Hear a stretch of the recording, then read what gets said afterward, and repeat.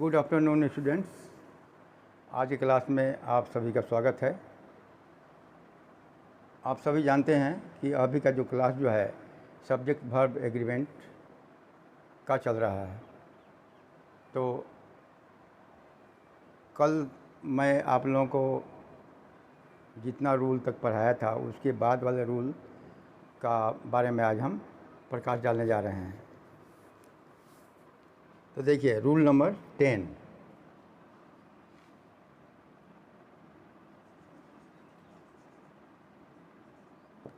देखिए rule number 10 के बारे में क्या चर्चा है।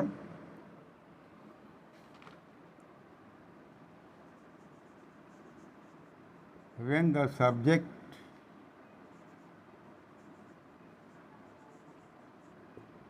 of a sentence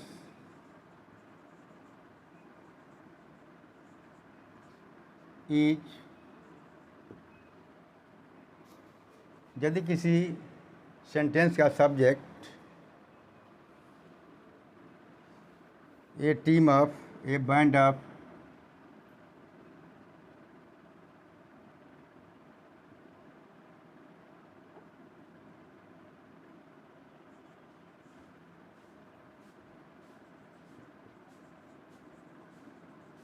a team of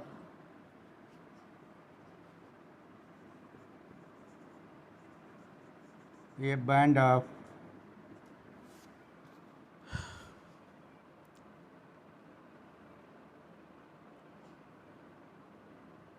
a bunch of, a set of, a bunch of, a set of,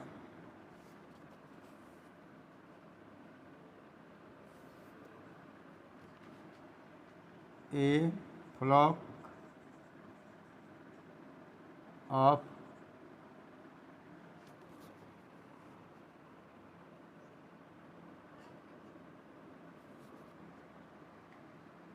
and a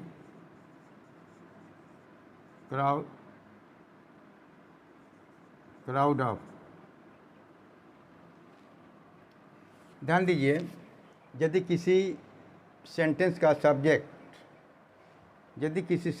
subject a team of, a band of, a bunch of, a set of, a flock of या a crowd of रहता है, तो वहाँ पर जो verb होगा वो verb आपको इसके बाद में जो आने वाला नाउन होगा उसी के अनुसार सिंगुलर या प्लूरल होगा। मैं एक बार और रिपीट कर देता हूँ। यदि किसी सेंटेंस का subject a team of, a band of, a lunch of, a set of, a flock of and a crowd of यदि रहता है, तो इन शब्दों के जो बाद में जो नाउन आते हैं उन्हीं के अनुसार वर्ब सिंगुलर या प्लूरल होगा, ठीक है ना। किंतु ये सभी जो हैं, ये टीम ऑफ, ये बैंड ऑफ, जितने जो हैं एक कलेक्टिव नाउन हैं, ठीक है। ये सभी जो हैं कलेक्टिव नाउन हैं। ये सभी कलेक्टिव नाउन के एग्जाम्पल हैं और सिंगुलर हैं। ये सभी कलेक्टिव नाउन के एग्जाम्पल हैं और ये सभी के सभी सिंगुलर हैं। तो ये जहाँ कहीं भी रहेंगे तो इनके साथ में जो आने वाला नाउन भले ही प्लूरल क्यों ना हो, लेकिन इनके साथ में वर्ब हमेशा सिंगुलर ही होगा, ठीक है ना।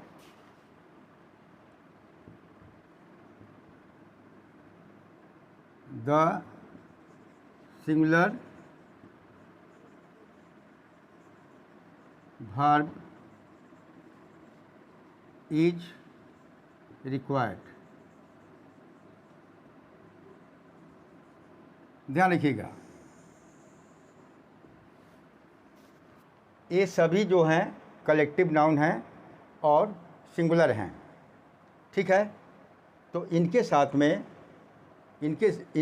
में इनके बाद यदि कोई नाउन आता है और यदि वो प्लूरल भी है, लेकिन वर्ब हमेशा सिंगुलर में ही रहेगा, ठीक है।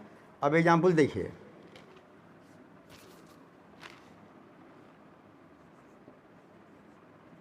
जैसे हम यहाँ पर लिखते हैं ए टीम ऑफ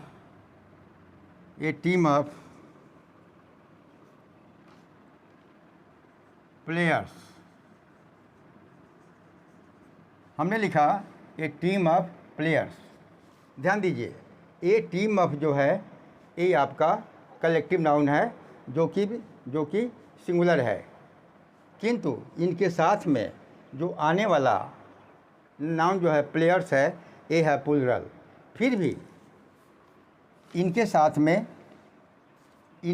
में जो आने वाला नाउन जो होगा यदि वो प्लूरल भी रहेगा, लेकिन इनके साथ में जो आने वाला वर्ब होगा वो हमेशा सिंगुलर ही होगा, ठीक है।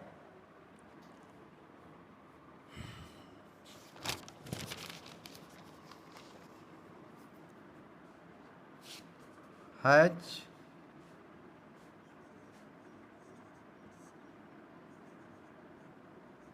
कम हियर, ठीक है। ये team of players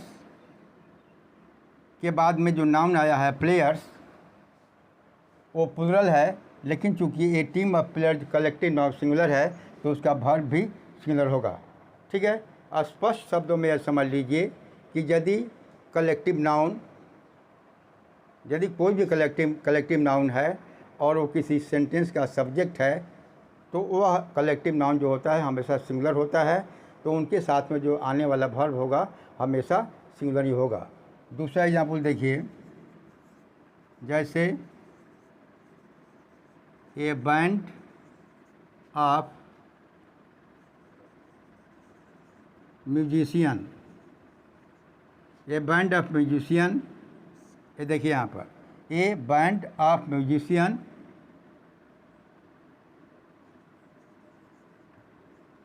going.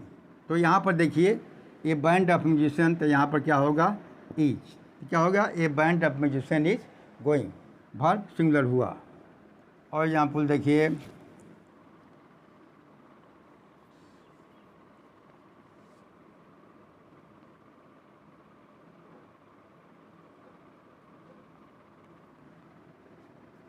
A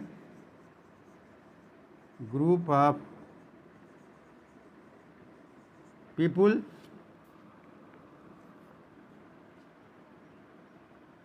was against him।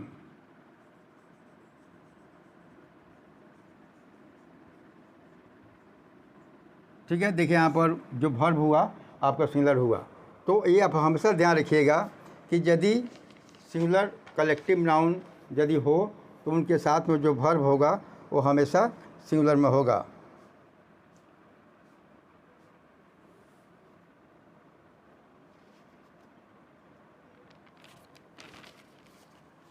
अब इसके बाद में अगला नियम देखिए,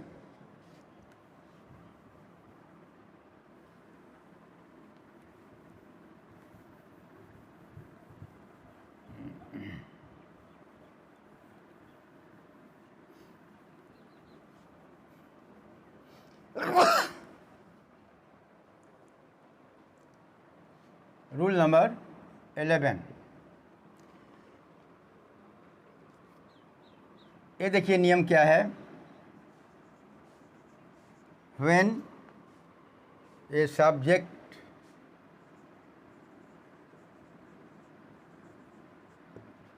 of a sentence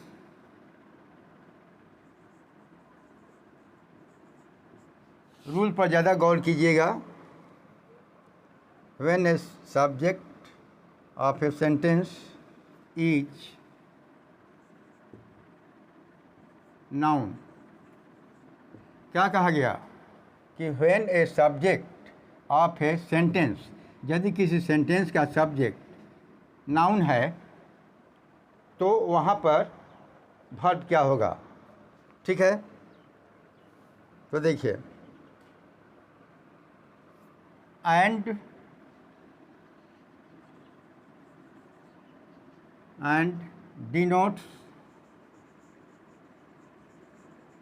denotes certain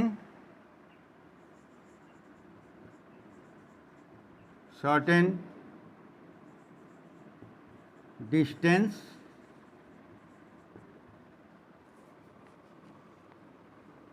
time mass money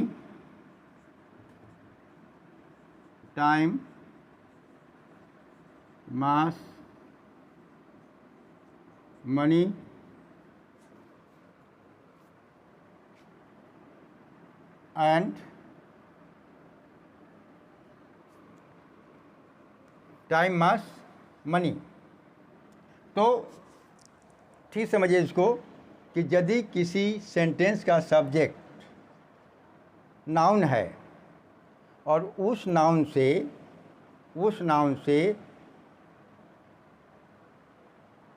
किसी निश्चित दूरी, समय, मात्रा और रकम यानी रुपया पैसा यदि मालूम होता है, फिर मैं रिपीट करता हूँ कि यदि किसी सेंटेंस का सब्जेक्ट नाउन है और उस नाउन से निश्चित दूरी, समय, मात्रा और मनी यानी रकम या रुपया पैसा का बोध होता है, तो वहाँ पर जो आपको वर्ब होगा वो होगा सिंगुलर वर्ब होगा।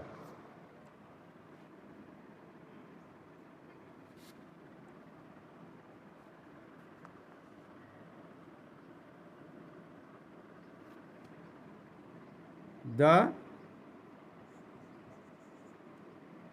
singular verb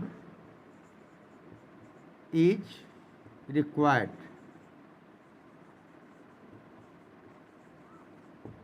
ध्यान रखिएगा,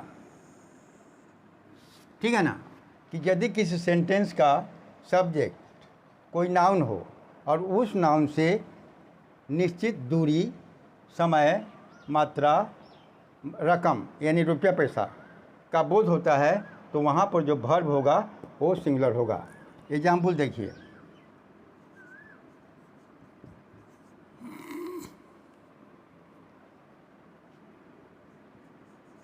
जैसे 40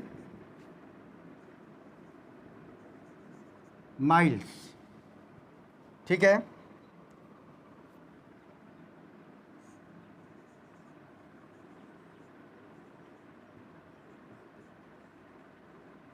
अब यहाँ देखिए, ये 40 माइल्स जो है, 40 माइल्स से क्या होता है, एक निश्चित डिस्टेंस पता चलता है।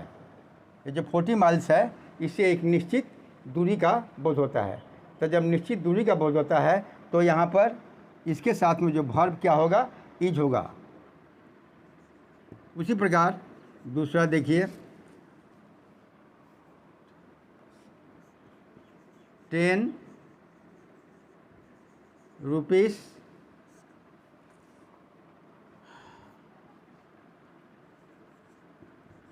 given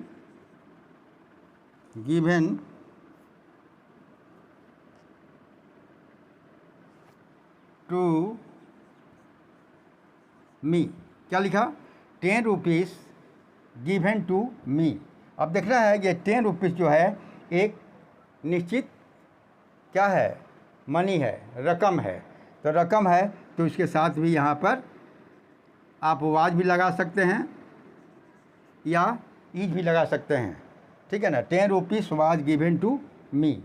अच्छा, तीसरा,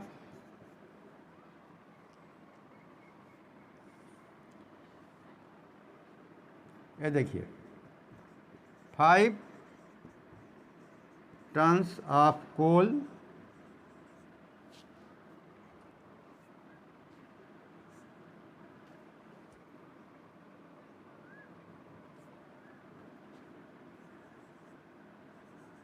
needed for the work। अब यहाँ देखिए 5 टन्स ये क्या है, एक निश्चित किसी चीज़ का मात्रा है, तो निश्चित मात्रा से जब है तो यहाँ पर इज होगा, क्या हो गया, तो 5 tons of coal is needed for the work. ठीक है, अब देखिए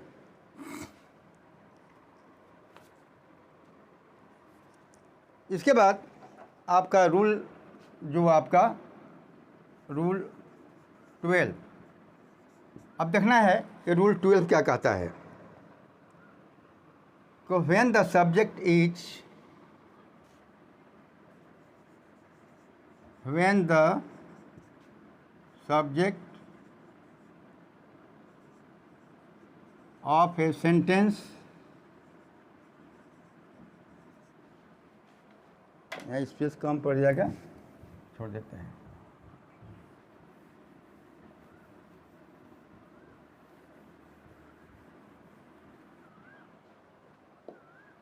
rule number 12, when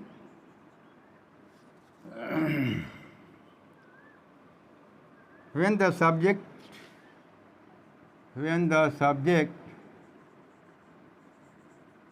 of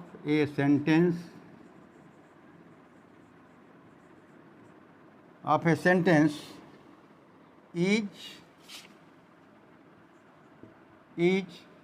a name of person,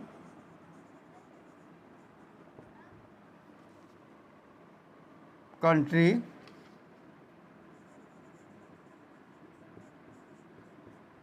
or books,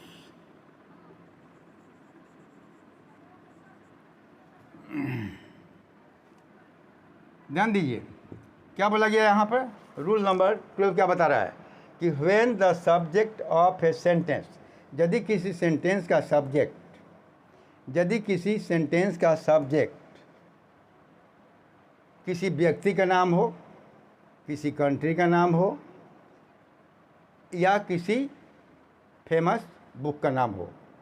ठीक है, रूल क्या बता रहा है कि यदि किसी सेंटेंस का सब्जेक्ट के स्थान पर किसी व्यक्ति का नाम हो, किसी कंट्री का नाम हो, या किसी बुक्स, किसी ग्रंथ किताब का नाम हो, तो वहाँ पर कौन सा वर्ब होगा, वहाँ भी सिंगुलर वर्ब होगा। ठीक है, then the singular verb is required.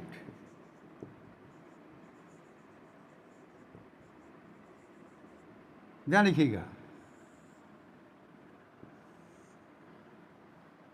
Rule का फॉलो आपको खूब माइन्यूटली, खूब ध्यान से, सावधानीपूर्वक करना पड़ेगा।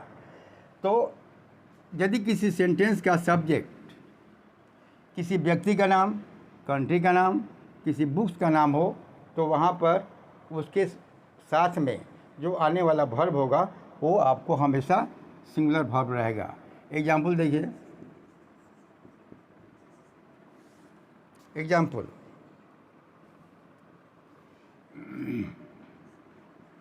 द यूनाइटेड स्टेट्स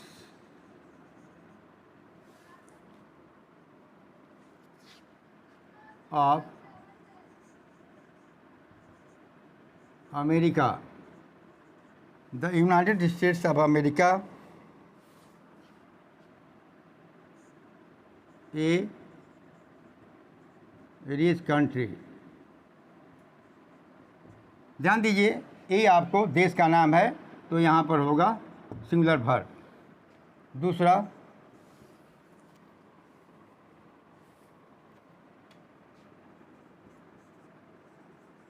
ये जो अरबियन नाइट्स है,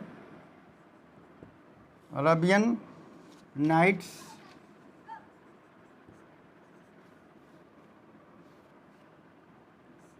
ए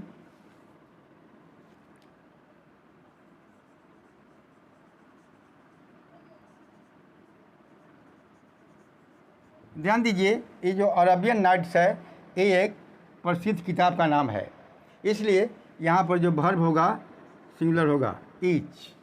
ठीक है। अच्छा, अब आगे बढ़ते हैं। रूल नंबर 13 देखिए क्या कहता है।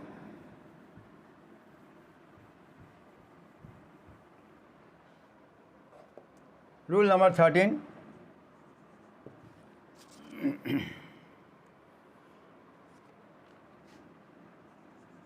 when a noun is repeated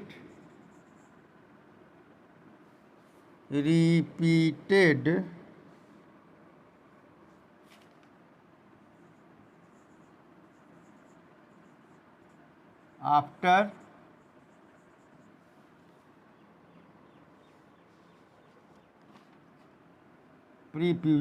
preposition, ध्यान दीजिए क्या लिखा हुआ है। रूल नंबर 13 क्या बता रहा है कि यदि व्हेन ए नाउन, जब कोई नाउन रिपीटेड आफ्टर प्रीपोजिशन, इसका मतलब होता है कि यदि कोई नाउन आफ्टर प्रीपोजिशन यानी प्रीपोजिशन के बाद, यदि किसी नाउन को प्रीपोजिशन के बाद में रिपीटेड दोहराया जाए तो, ठीक है। रूल नंबर 13 कह रहा है कि यदि किसी नाउन को प्रीपोजिशन के बाद दोहराया जाए तो वहाँ पर कौन सा वर्ब होगा। ठीक है, तो देखिए the singular verb is required. ठीक है, the singular verb is required. ध्यान दीजिए कि यदि, रूल क्या कह रहा है कि यदि किसी नाउन को प्रीपोजिशन के बाद दोहराया जाए तो वहाँ पर कौन सा वर्ब होगा, सिंगुलर वर्ब होगा। जैसे देखिए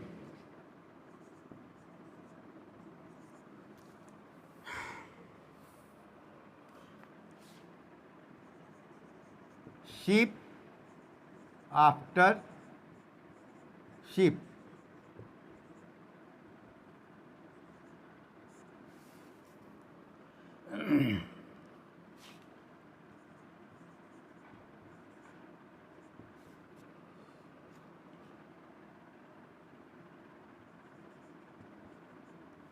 सेलिंग बाय।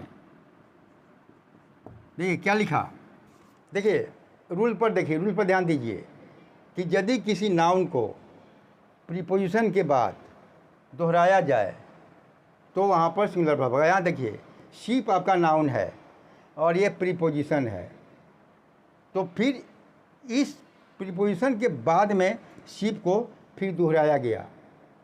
ठीक है ना, वही रूल बता रहा है कि यदि किसी नाउन को प्रीपोजिशन के बाद दोहराया जाए तो इस शीप को प्रीपोजिशन के बाद में दोहराया गया तो यहाँ पर वर्ब क्या होगा, सिंगुलर होगा।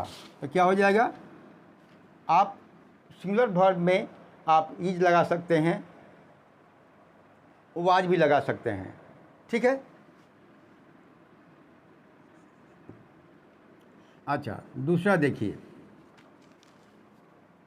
City after city, city after city, destroyed.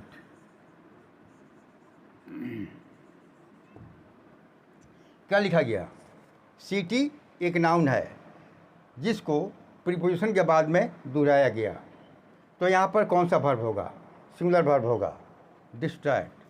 तो यहाँ पर वाज भी लगा सकते हैं, आप इज भी लगा सकते हैं। ठीक है, कहा कि वाज भी सिंगुलर के लिए आता है और इज भी सिंगुलर के लिए आता है। ठीक है। अच्छा, वन बॉय आफ्टर, ये देखिए one boy after one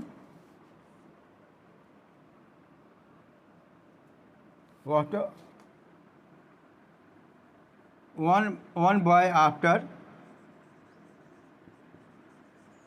another boy.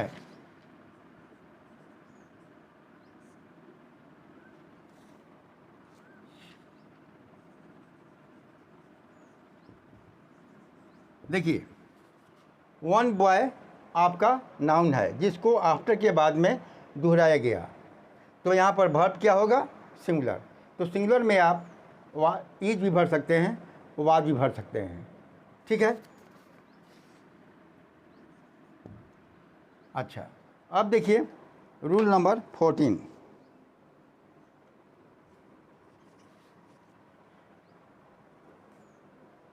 Example 4,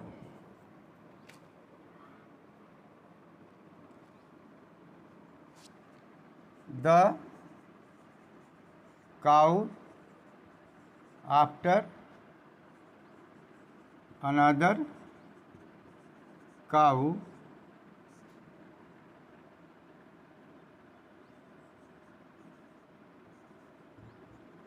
grazing. Grazing माने चरना होता है। तो the cow after another cow, देखिए काउ को प्रीपोजिशन आफ्टर के बाद में फिर दोहराया गया, तो यहाँ वर्ब सिंगुलर होगा। सिंगुलर वर्ब में आप इज भी भर सकते हैं, वाज भी भर सकते हैं। ठीक है ना। लेकिन ध्यान रखिएगा, यदि ब्लैंक के बाद में बीन लगा हुआ है, बीन, यदि ब्लैंक के बाद में कहीं आपको बीन है, तो जब बीन रहेगा तो उसके पहले या तो आपको हैव होगा प्लूरल के लिए, हैज होगा सिंगुलर के लिए। ठीक है, ध्यान रखिएगा। लेकिन यहाँ पर आप इज लगा सकते हैं, चलेगा। तो क्या हुआ? तो अब मैं समझता हूँ कि आप लोगों को यह जो रूल आपको समझ में आ गया होगा कि यदि किसी सेंटेंस का जो मतलब यदि कोई किसी सेंटेंस में किसी नाउन को प्रीपोजिशन आफ्टर के बाद दोहराया जाता है, तो वहाँ पर वर्ब सिंगुलर का ही हम इस्तेमाल करेंगे। तो बस बच्चों, आज का क्लास मैं यहीं पे एंड करता हूँ। तब तक के लिए धन्यवाद।